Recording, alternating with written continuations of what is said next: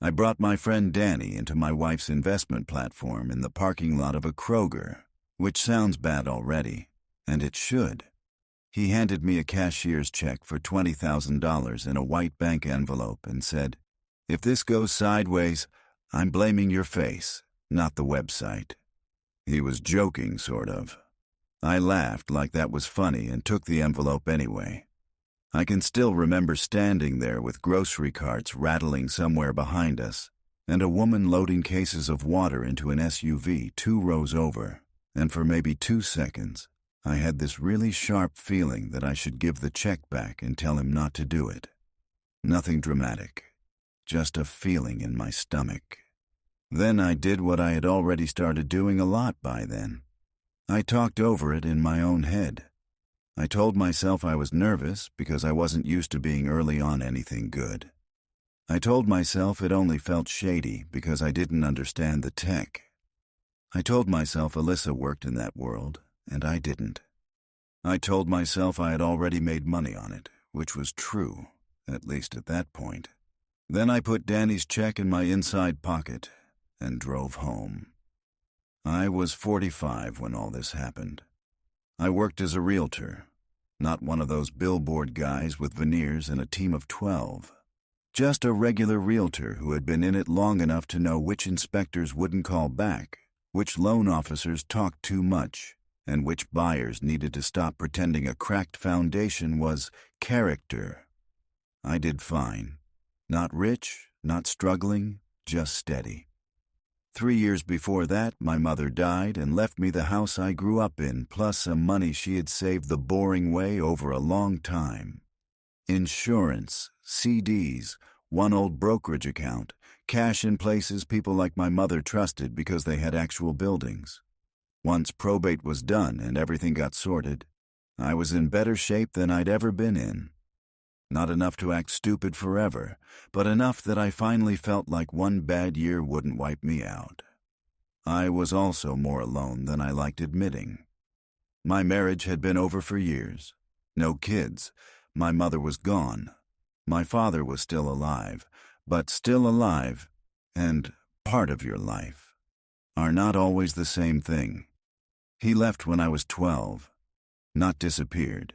He sent money, called sometimes, showed up enough that nobody could say he vanished. But he wasn't there in the way that matters when you're a kid noticing who is and isn't at the table. By the time I was an adult, we'd settled into this careful relationship where we could meet for lunch, talk about practical things, maybe the weather, maybe work. But there was always some old bruise in the room with us. He had spent most of his career working financial crimes for the state, and then did anti-money laundering consulting after that. That detail matters later. At the time, it mostly just meant he had a way of listening that made you feel like you were already in trouble. I met Alyssa at a work event downtown. It was one of those networking nights where everybody wears one level nicer than they normally do and acts like they aren't there to size each other up. A mortgage broker I knew introduced us near the bar. He said she worked in private capital and was smart as hell. Usually when somebody says that about a woman at a real estate event, what they mean is she's attractive and can talk about rates without getting confused. Alyssa actually was smart, or at least she was very good at sounding like she knew exactly what she was talking about. She wasn't just pretty. Pretty would have been easier for me to resist, honestly. She had that thing where she seemed switched on all the time. If the conversation was restaurants, she had opinions. If it was politics, she had opinions. If it was zoning changes, she had opinions. She asked me what kind of clients made me want to fake my own death, and laughed when I said investors who listened to one podcast and suddenly thought they could smell undervalued duplexes. She didn't do that fake listening people do when they're really just waiting for their turn. She looked right at me. It felt good. Looking back, what got me wasn't that she acted impressed by me. It was more specific than that. She made me feel like I was not some middle-aged guy in a sport coat nursing a drink and talking about square footage. Around her, I felt sharper. Younger isn't even the right word. More current, maybe. Less like the part of my life where all the big things had already happened and now I was just maintaining. We started seeing each other right away. She was busy, which made her more appealing, not less. She had dinners, flights, calls, clients, things happening. Half the women I dated after my divorce seemed to want either a texting pen pal or a husband by month 3. Alyssa felt like a person who already had a life. She wasn't clingy. She wasn't asking where I was every hour. She'd disappear for a stretch, then send a photo from a hotel lobby or some rooftop bar, or the back seat of a car with city lights behind it. A lot of it was probably nonsense. At the time, it read as sophistication. My house changed fast once she started staying over. Little things at first. Better coffee. A hand soap that cost more than it should have. She reorganized the pantry in glass jars and made fun of the beige walls in the front room. Said the color made the house look like I'd given up 10 years ago and forgot to announce it. I let her say things like that because being teased by a woman you want still feels flattering longer than it should. She wasn't warm in a soft, homey way. That would be the wrong picture. She was warm in a high-functioning way. She remembered details. She'd ask how a listing appointment went and actually remember the couple with the barking dog or the condo board lady who hated everybody. She told me I had better instincts than I gave myself credit for. She said men my age got weirdly apologetic about where they were in life when they should be leaning into the fact they had actual assets and judgment. That was exactly the kind of thing I wanted to hear, and exactly the kind of thing I should have been more suspicious of. My aunt met her and later told me, "She is polished." The way she said polished was not a compliment. My father met her once about 4 months in. We had dinner at my house. Alyssa was charming. Knew just enough about his work to ask questions without overdoing it. Afterward, when he was leaving, he asked me on the porch what firm she worked for. I told him. He said, "What exactly does she do there?" I said something vague about private capital placements and client strategy. He waited a second and said, "That's not an answer." I got irritated immediately because that was our rhythm. He asks one normal question and somehow I feel 14. I told him it was none of his business. He said, "It becomes my business when I hear grown adults describe their jobs like websites do." Then he left. I married her 8 months after I met her. That sounds insane when I write it out, and maybe it was, but it didn't feel insane while it was happening. It felt like momentum. We did a courthouse wedding on a Thursday and dinner after with a few people. Alyssa said spending a pile of money on one day was stupid when money should be moving. That sounded smart. Most things did when she said them. I should say this too because it matters. By then she knew the broad outline of my finances. Not exact numbers at first, but enough. She knew the house was mine. She knew my mother had left me something. She knew I had savings and no children and no real debt outside the ordinary stuff. At the time, I didn't think of that as dangerous. Couples talk about money. Married couples especially. That's what I told myself. After we got married, something shifted. Not overnight. More like the volume changed a click at a time. She started talking about money differently around me. Not romantic future stuff. Not vacations or remodeling or where we'd retire. Efficiency, velocity, opportunity cost. She said my money was sitting still. She said a paid-off house was emotionally satisfying but financially lazy. She said people in their 40s who still thought in terms of savings accounts and conservative funds were basically choosing to get passed by. None of this was a big fight. That's part of why it worked. She never came at me like a salesperson. She just dropped something into a conversation and leave it there, in bed, in the car, while I was making eggs on a Sunday. Your generation got taught safety by institutions that make money off your fear. Stuff like that. just smart enough to stick. She said she worked for a private investment firm that handled alternative placements for higher net worth clients. I never got a clean explanation of where the office was. That seems obvious now. At the time, I told myself a lot of people worked remotely, a lot of firms had flexible space, a lot of newer finance was digital anyway. I realize how dumb that sounds. It sounded less dumb while I was living with somebody who could answer any question with 3 more terms I didn't fully understand. I am not good with computer stuff. I can use the MLS, my email, DocuSign, my banking, all the normal things I need. Beyond that, I get irritated fast. Too many screens, too many security codes, too many things updating all the time. Alyssa knew that. She was never condescending about it. That helped. She acted like it was no big deal, like I didn't need to understand the machinery, just the result. The first time she showed me the platform, we were on my couch after dinner with my laptop open. It looked clean. Dashboard, charts, balance, transaction history, all of it. She explained it as a liquidity platform tied to short-term institutional settlement gaps. Some funds cycled through private credit, some through digital infrastructure, some through yield pools that I absolutely did not understand. Every sentence had just enough familiar words in it that I could pretend I followed the rest. I asked if it was crypto, and she smiled in this patient way and said, "No, not crypto in the stupid public sense people hear about. This is what the people making money are actually using." That line stuck with me, maybe because it played right into something ugly in me. I liked the idea that there was a layer above the obvious one, and I was finally getting shown the door. She pulled up what she said was her own account. Big balance, daily returns, clean history. She let me look just long enough, then closed it and said, "I don't want to turn this into me pitching my husband. If you ever want to test it, test it. If not, leave it alone." That was perfect.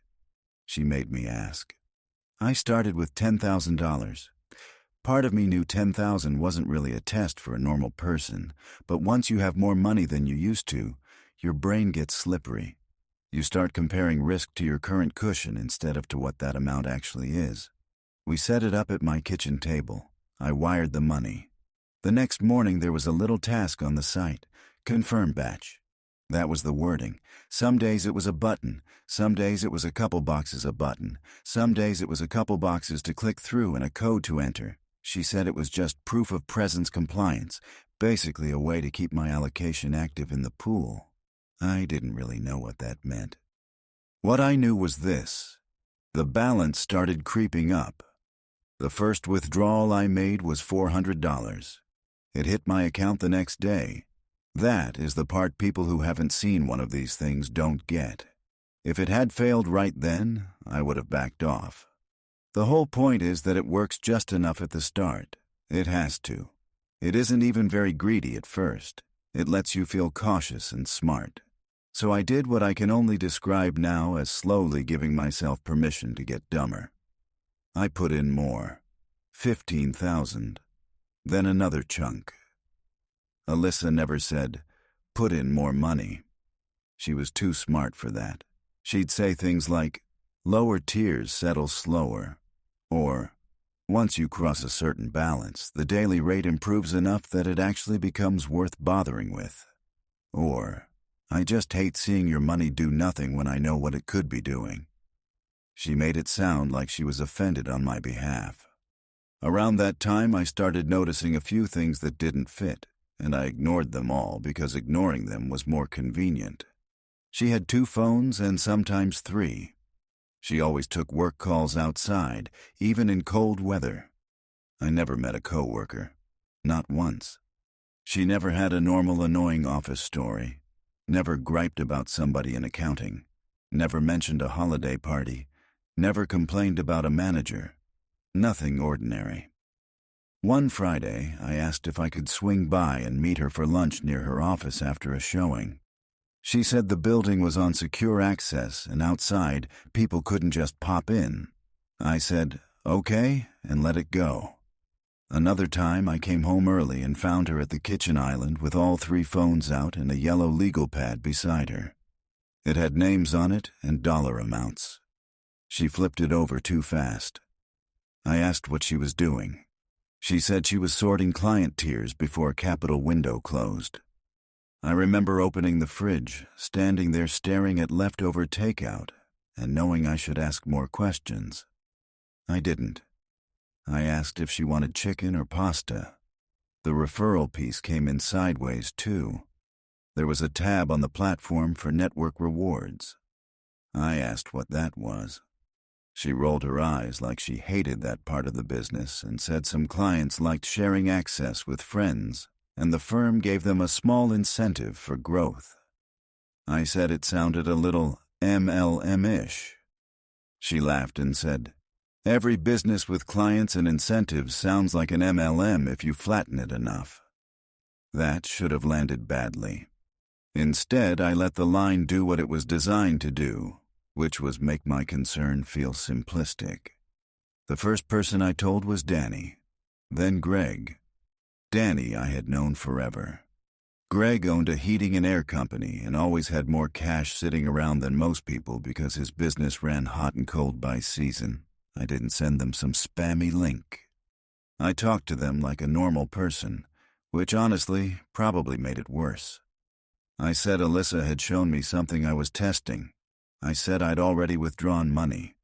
I said it wasn't for everybody, but if they had cash sitting idle, it might be worth a look.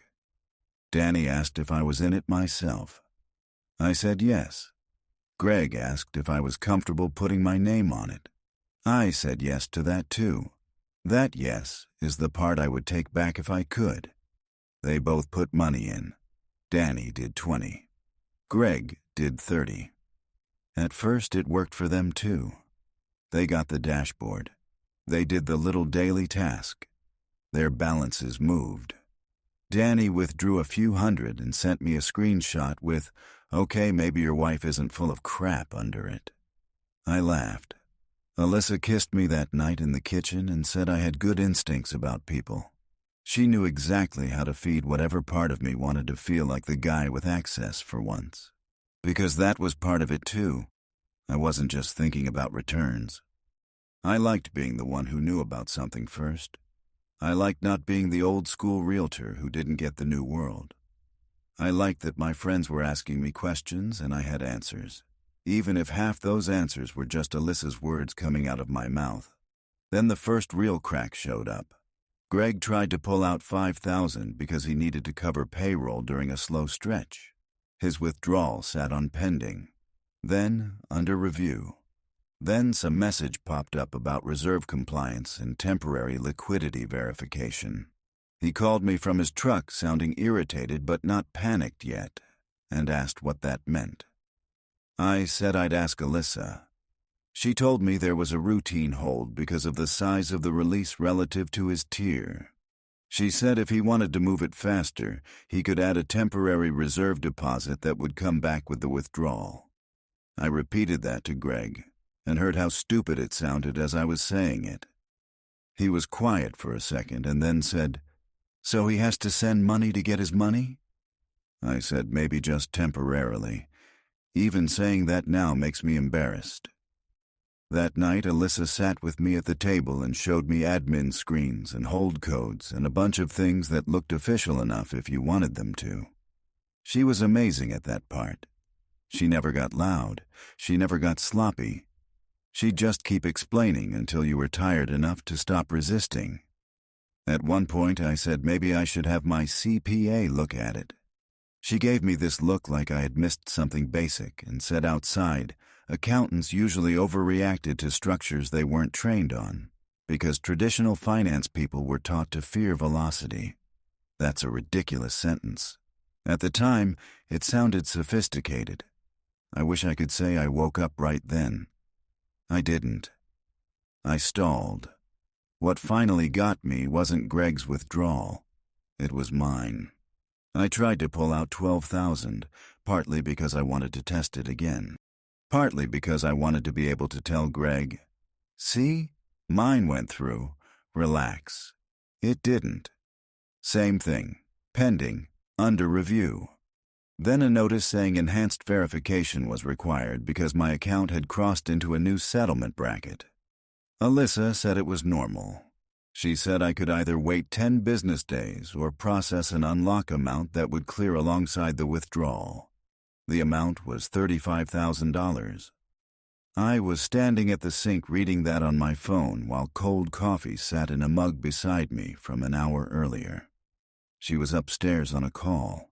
I could hear her walking back and forth in the bedroom, and all at once every little thing I had pushed aside stopped being little.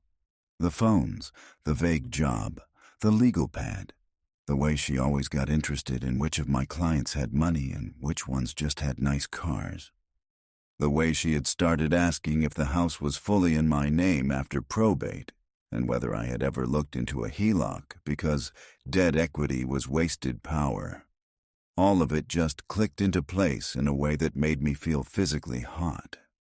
I started searching right there at the kitchen counter. Not expertly, just typing names and addresses and versions of the company into Google like a man trying to find one clean article that says, "Relax, you're not an idiot." The address on the website went to shared office space. The executive profiles were thin and weird. The company registration was a mess of entities that didn't tell me anything because I didn't know what I was looking at. I called Danny and asked if he'd tried another withdrawal lately. He said no. Why? I told him I was just checking something. He said, "Mark, is there a problem?" I told him I didn't know yet. He didn't yell. He just got quieter. Somehow, that was worse. I drove to my father's house that afternoon without calling first. He opened the door and looked at my face for maybe 1 second before stepping aside and letting me in. I told him all of it. Not in some neat order either. The platform, Alyssa, the money, Danny, Greg, the stalled withdrawals, the reserve deposit, the house questions, everything. He let me talk until I ran out. Then he asked for numbers. How much I had in, how much Danny had in, how much Greg had in. Did Alyssa know what he used to do? Did I have screenshots? Did I have wire confirmations? Did I have texts? He wasn't gentle. He said, "If this is what I think it is, you are not just a victim. You sold your friends into it." That hurt because it was true. He still had contacts, not magic ones, real people he'd worked with in fraud, bank compliance, investigative units, all that world I had spent years not being curious about because I was too busy being mad at him for other things. By the next day, he told me there was already an open investigation into a group of online yield platforms using shell companies and recruited money. Different names, same mechanics, small early payouts, escalating deposits, referral incentives, freeze the money once enough people are in. He also told me something I honestly still have trouble thinking about for too long. Alyssa wasn't just married to a guy who got caught up in it. She was one of the recruiters. And not just casually. She had worked variants of the same play before, different states, different names or shortened versions of names, men with houses, men with savings, men in that age range where being chosen by a sharp younger woman feels flattering enough to make you stop checking the math. Then he told me she'd been married 3 times before me. I did not know that. I knew she had one serious ex. That was what she had said. 1. She told the story in a way that made her sound private, not dishonest. When my father said 3, I actually laughed for a second because it was too stupid and too humiliating to take in cleanly. Then I sat there in his kitchen and put both hands over my face like a kid. The next week was probably the worst part because I had to go home and act normal. My father and the people he talked to wanted documentation, messages, screenshots, names. If she texted instructions, save them. If she pushed for more money, keep it. If I could get her to explain the reserve deposit in writing, even better. So I had to go back into my own house, sleep in my own bed next to my own wife, and pretend I wasn't seeing her as a stranger. That does something ugly to your head. You keep replaying everything. Her hand on the back of my neck at restaurants. The way she used to stand in the kitchen barefoot drinking coffee. The nights she fell asleep with one hand on my stomach like we were some normal couple. I started wondering if any part of it had been real at all, then felt pathetic for even asking. Real to who? That's what I kept coming back to. Maybe she had enjoyed parts of it. Maybe not. Either way, it had been real enough for me, which was the actual problem. She got pushier once the money started sticking. Still not in a loud way. In that calm, annoyed way people use when they think you're becoming the problem. She said if I wanted my release to clear and protect the linked accounts beneath mine, the smart move was to fund the reserve and stop acting emotional. She actually used that word. Emotional. She said I had the house and the credit to solve this in one afternoon if I was willing to think like an adult about liquidity. Sitting across from her hearing that, I realized she wasn't worried about me at all. She was irritated that I wasn't moving when she expected me to. Danny came by my office 2 days later without warning. Shut the door, sat down, asked me if I had dragged him into something dirty. I said I was trying to figure it out. He stared at me for a long time and said, "That isn't what you said when you wanted me to trust you." His daughter was starting college that year. Some of that money was sitting aside for tuition. I wanted to defend myself. I also wanted him to leave because I already knew he was right. In the end, all I said was, "I know." He stood up and said, "Figure it out fast." Greg was harsher. He called me twice, then texted that if his money was gone and I'd brought him in for some referral bonus, I better pray he got it back before he saw me in person.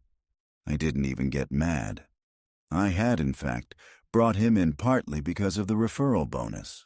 Not only because of that, but enough that I couldn't honestly deny it to myself. The investigators wanted one more clean call if possible. So I texted Alyssa and said I was thinking about using a line of credit to push the reserve through, but needed her to explain exactly what happened to the money and exactly when it came back.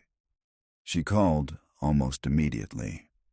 Her voice was patient at first, then tighter when I kept asking the same questions in different ways. She said the reserve would move to a designated release wallet linked to my account. My pending withdrawal would clear, the downline accounts under my network would unlock, and I'd move into a higher settlement bracket. I asked when the reserve came back. She said 48 to 72 hours after release. I asked what institution held it. She said, "Mark, either you trust the process or you don't." That line snapped something in me because by then I knew it wasn't a process. It was just her. I still didn't confront her. I wanted to. God, I wanted to. But by then I also knew if I blew it up too early, she'd run. The morning they came for her, she was in my kitchen wearing one of my old t-shirts and stirring green powder into a glass like it was any normal Tuesday. 2 SUVs pulled up out front just after 7. She looked out the window and I watched her face change. Not confusion, not fear first. Calculation. Then she turned to me and said, "Did you talk to your father?" That was the first thing out of her mouth. Not what is going on. Not who are they. That. Then somebody knocked on the door hard enough to shake the glass panels and everything after that got fragmented the way bad moments do. Badges. Voices. One person asking me to step aside. Alyssa saying there had to be some mistake in a tone I had heard her use on restaurant managers and receptionists and anybody else she thought she could still work. She took one step toward the hallway, probably for one of the phones, and they stopped her before she got there. I ended up standing barefoot in my driveway in gym shorts while my wife got let out in handcuffs from the house my mother left me. My father got there maybe 10 minutes later. He looked at me, looked at the house, and asked if I still had my phone. I said yes. He said, "Good. Don't start deleting things because you suddenly want to clean your life up." That was him. That was about as close to comfort as he got in the first hour. The arrest wasn't the end. It was just the part people would think was the end if this were a movie. The real mess was after. The platform froze completely. Danny got some of his money back through a bank reversal, not much. Greg lost more. I lost a lot, though not as much as I would have if my father hadn't gotten involved before I did the stupidest possible thing and borrowed against the house. That almost happened. Another week, and it probably would have. That's the part that still makes me feel sick. I sold my truck and an old fishing boat I hardly used and paid Danny back part of what he lost before he had to ask. He took it, but it didn't fix anything. He still talks to me, but it's not the same. Greg didn't want money from me at first because being mad was easier for him than settling. Eventually, he took partial repayment through an attorney, which is about as humiliating as it sounds. More came out as the case grew. Other names, other men, other accounts. Alyssa had used different versions of herself depending on where she was and who she was with. Not every target became a husband, but enough did. Enough that the pattern was obvious once somebody was actually looking for it. Men with some money, men with equity, men old enough to want stability and young enough to still be flattered by the idea that life could suddenly get bigger. That last part got under my skin more than the money, if I'm being honest. It would have been easier to tell myself I got taken because I was greedy. Greedy is ugly, but at least it's simple. The more embarrassing truth was that I was lonely and flattered and tired of feeling like my life had settled into some final shape I never exactly chose. Alyssa didn't invent any of that. She just found it, same way somebody finds a soft patch in a fence. My father and I talk more now. I don't want to oversell that either. We didn't become best friends because a criminal case gave us a project. It was smaller than that and probably more real. He came by on Saturdays. We changed locks. We went through paperwork. He made me call the banks myself instead of doing it for me. Once, while we were in the garage sorting boxes of my mother's old files, he asked if I had trimmed her rose bushes yet that spring. I almost lost it over that, which was stupid, but grief is weird that way. It wasn't really about the rose bushes. It was just the first normal thing he'd asked me in a long time that sounded even a little bit like care. The worst day wasn't the arrest. It wasn't Danny. It wasn't even Greg. It was a neighborhood cookout a couple months later. A guy I barely know had heard some watered-down version of the story and asked me, half joking, if my wife's company was still taking investors because his brother-in-law had seen one of the dashboards and thought it looked interesting. That's how these things work. Even while they're burning, they still look good from far away. I remember holding a paper plate with a burger on it and feeling my face go hot. I told him no, absolutely not. Then I went home early and sat in my driveway for 10 minutes because I couldn't make myself walk back into the house yet. For a long time, I kept finding traces of her in stupid places. A scarf behind the hall table, an extra charger in the guest room, a login saved on the iPad, a jar of expensive face cream in the bathroom drawer. Nothing meaningful. That was almost worse. Big things are easier to throw out. It was the small things that made me feel crazy. Danny and I had the most honest talk we'd had in months while fixing a leak under my crawl space.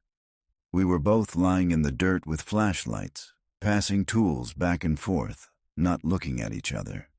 He said, "I knew it felt off." I said, "Yeah." He asked, "Then why'd you keep going?" I could have said a lot of polished things there about manipulation and trust and being lied to. Instead, I told him the ugliest true version. I said, "Because it worked just enough that I got scared of being the idiot who backed out too early." He laughed once and said, "I get that." That was probably as close to forgiveness as I deserved, and definitely more than I had earned yet. I still think about that Kroger parking lot. Not the arrest, not the dashboard, not the courthouse wedding. That parking lot. Because that's the point where I crossed from being fooled into helping do the fooling. I didn't know the full scope. I didn't know about the other marriages or the other states or how many people were already underwater. But I knew enough to feel something was wrong, and I walked right over it because I liked how it felt to be trusted, and I liked how it felt to think maybe I wasn't too late to be one of the people who got in before everybody else. I kept the house. That matters to me more now than it did before all this. My mother spent her whole life doing things the slow way. She wrote due dates on a wall calendar. She rinsed Ziploc bags and hung them to dry. She paid extra on the mortgage when she could, $20 here, $50 there, because she liked the feeling of owing less. Alyssa used to talk like that kind of life was small and timid. Maybe some of it was, but it was real. There is something to be said for real. A while after the case started moving through court, my father and I were sitting at the kitchen table with a stack of statements and letters between us. He asked me if I knew what actually saved me. I said, "You finding out." He shook his head. He said, "No, you finally telling me before you signed the house away." I didn't like that answer because it let less of the blame leave my body. But he was right. I didn't stop it early. I didn't protect my friends. I didn't see her for what she was when I should have. What I did do, eventually, was say it out loud to somebody before the hole got any deeper. The last thing Alyssa said to me before they put her in the SUV was, "You are making a mistake." For a while, that sentence bothered me more than it should have. Not because I believed her, more because some dumb part of me still reacted to her voice like we were in the middle of an argument I might lose. That part faded. What stayed was simpler. She wasn't losing me. She was losing access. That hurt. It still does, in a way, but not as much as knowing I helped her get it.